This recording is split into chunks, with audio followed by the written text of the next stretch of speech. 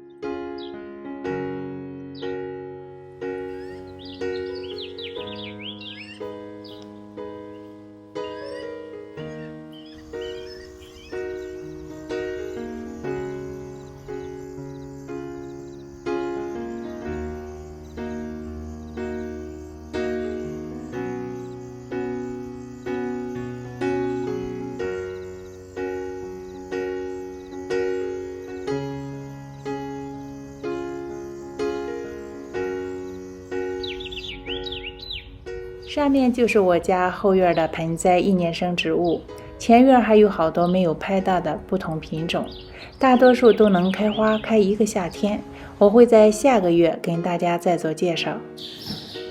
芝麻开花节节高，祝福您的生活一天更比一天好。我是芝麻开花，谢谢大家收看，咱们下期再见。